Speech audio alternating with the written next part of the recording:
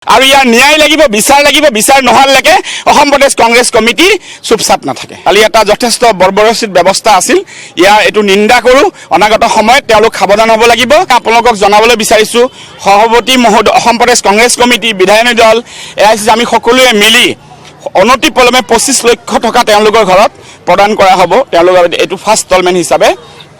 আৰু এটা কথা, ৰাজনৈতিকভাৱে যিহেতু তেওঁলোকৰ ঘৰত তেখেতৰ মাতৃ 3বাৰকৈ কাউন্সিলৰ আছিলে, তেখেতৰ মিডুলৰ পত্নীয়ে যদি নিৰ্বাচন খেলিবলৈ বিচাৰে, কাউন্সিলৰে হওক বা জিলা পৰিষদে হওক, অসম প্ৰদেশ কংগ্ৰেছ কমিটিয়ে মোক কাৰ্যকৰী সভাপতি জাকিৰ হুছেইন চিকদাৰ, নন্দিতা দাস ডাঙৰীয়ানী তিনিজনক দায়িত্ব অৰ্পণ কৰিছে। আমাৰ তিনিজনৰ যিকোনো এজনক তেওঁলোকে জনালে তেওঁলোকক আমি টিকট প্ৰদান কৰিম। ৰাজনৈতিকভাৱে তেওঁলোকক আমি আগবঢ়াই লৈ যাম। আৰু এইটো এটা মৰ্মান্তিক আৰু সঁচাকৈ দুখ লগা এইটো এটা বিষয়। আৰু ইয়াৰ ন্যায় লাগিব, বিচাৰ নোহোৱালৈকে অসম প্ৰদেশ কংগ্ৰেছ কমিটি চুপচাপ নাথাকে। নাই, সেইটো একেবাৰে সঁচা কথা নহয়। এইটো যিটো টেয়াৰ গেছ দিয়া হৈছে, তাতে তেওঁৰ এইটো অৱস্থা হৈছে। তাৰ আগতে তেওঁ শ্লোগান দি আছিলে, আৰু এইটো যথেষ্ট মৰ্মান্তিক আছিল। কালি যথেষ্টভাৱে বৰ্বৰোচিতভাৱে অত্যাচাৰ কৰা হৈছিলে, আৰু এইটো যথেষ্ট নিন্দনীয়। বহুত বেয়া ব্যৱহাৰ কৰিছে, বহুতবাৰ ভূপেন কুমাৰ বৰাদেৱক, ৰিপুণ বৰাদেৱক কাৰ্যকৰী সভাপতিক আগুৰি ধৰিছে, ৰখাই ৰাখিছে।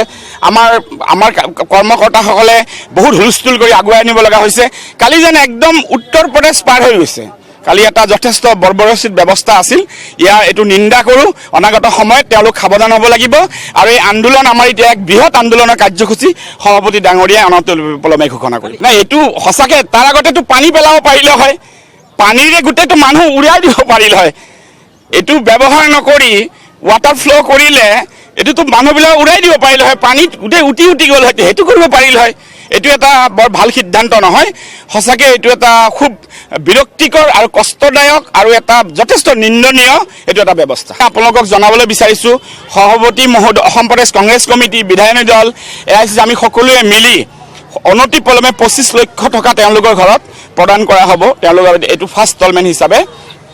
আৰু এটা কথা, ৰাজনৈতিকভাৱে যিহেতু তেওঁলোকৰ ঘৰত তেখেতৰ মাতৃ 3বাৰকৈ কাউন্সিলৰ আছিলে, তেখেতৰ মিডুলৰ পত্নীয়ে যদি নিৰ্বাচন খেলিবলৈ বিচাৰে, কাউন্সিলৰে হওক বা জিলা পৰিষদে হওক, অসম প্ৰদেশ কংগ্ৰেছ কমিটিয়ে মোক কাৰ্যকৰী সভাপতি জাকিৰ হুছেইন চিকদাৰ, নন্দিতা দাস ডাঙৰীয়ানী তিনিজনক দায়িত্ব অৰ্পণ কৰিছে। আমাৰ তিনিজনৰ যিকোনো এজনক তেওঁলোকে জনালে তেওঁলোকক আমি টিকট প্ৰদান কৰিম।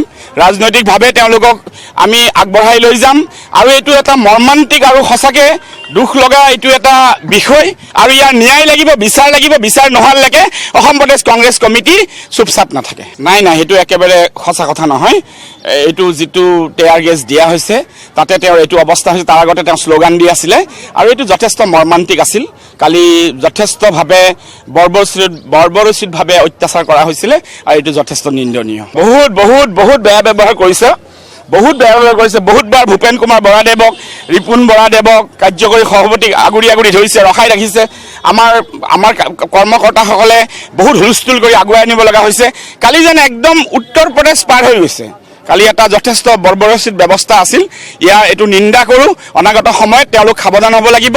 আৰু এই আন্দোলন আমাৰ এতিয়া এক বৃহৎ আন্দোলনৰ কাৰ্যসূচী সভাপতি ডাঙৰীয়াই অনতিপলমে ঘোষণা কৰিলে। নাই, এইটো সঁচাকৈ তাৰ আগতেতো পানী পেলাব পাৰিলে হয়, পানীৰে গোটেইটো মানুহ উৰাই দিব পাৰিল হয়।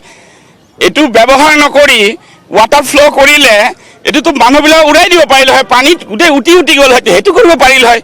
এইটো এটা বৰ ভাল সিদ্ধান্ত নহয়। সঁচাকৈ এইটো এটা খুব বিৰক্তিকৰ আৰু কষ্টদায়ক আৰু এটা যথেষ্ট নিন্দনীয় এইটো এটা ব্যৱস্থা।